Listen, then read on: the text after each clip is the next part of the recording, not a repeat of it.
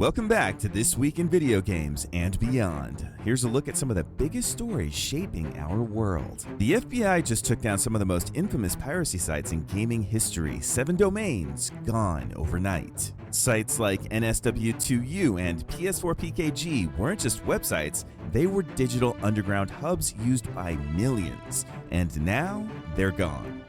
But what does this really mean for gamers, for developers, and for the future of game preservation, access, and ownership? Let's break down the impact and the ripple effects of this massive piracy crackdown. In early July 2025, the FBI's Atlanta field office, alongside Dutch cybercrime authorities, executed a coordinated takedown of several major piracy websites. These games hosted pirated games across platforms including the Nintendo Switch, PlayStation 4, and more. In just 3 months prior to the seizure, over 3.2 million illegal downloads occurred, translating to an estimated 170 million in industry losses. And while the industry cheered, parts of the gaming community were left stunned. For many players, these sites weren't just about theft, they were about access. Some gamers live in regions where retail games cost more than a week's wages. Others use these platforms to revisit classics that publishers no longer sell. In that context, piracy becomes a moral gray area. To some, it's stealing. To others, it's preservation. To many, it's the only option. And now, with these sites gone, thousands of players are suddenly cut off. The gaming industry has a preservation problem. Unlike books or films, games are tied to servers, licenses, and digital storefronts. When those go away, the games often disappear forever. Many titles found on these piracy sites weren't modern blockbusters, they were abandonware. Old PSP titles, rare Switch ports, fan translations of Japan-only RPGs. The FBI's crackdown, while legally justified, reignites a serious debate. Who decides what gets preserved? And who gets to access our digital past?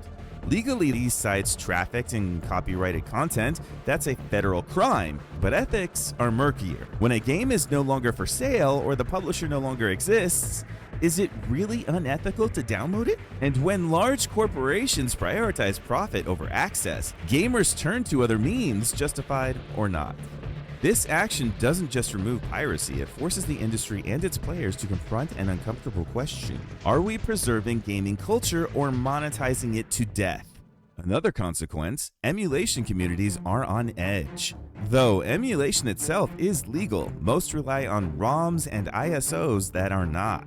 Sites like NSW2U were a backbone for these communities, offering Switch ROMs used in tools like Yuza and Ryujinx. With those sources gone, legitimate emulation efforts may suffer. Ironically, this may hurt accessibility more than piracy ever helped. From the perspective of developers and publishers, this is a major win. Piracy damages sales, especially for indie devs who rely on every purchase to survive. For years, studios have pleaded with authorities to do more, and now they have. Expect more takedowns, expect stronger DRM, and expect companies to tighten their grip on digital distribution. For the industry, this moment is a flex of power, but for players, it's a warning. What comes next? Some players will return to legitimate platforms, others will look for new black markets. But the core issue remains. The digital future of gaming is uncertain. Until the industry provides affordable, accessible, and archivable ways to own and play games, piracy won't vanish. It will adapt. And every crackdown like this, no matter how justified, will widen the divide between player needs and corporate control. The FBI's seizure of these piracy sites marks a turning point. It's not just about law enforcement, it's about the future of gaming culture. Whether you're a purist, a preservationist, or just someone who wants to play without breaking the bank, this moment matters. Because it forces a simple, uncomfortable truth into the spotlight. In a digital world when access is restricted, ownership becomes a rebellion. Thank you for watching. If you enjoyed what you heard here today, please do remember to hit the like button, subscribe to my channel, and hit the notifications button for additional stories on similar topics. And as always, I will catch you in the next one.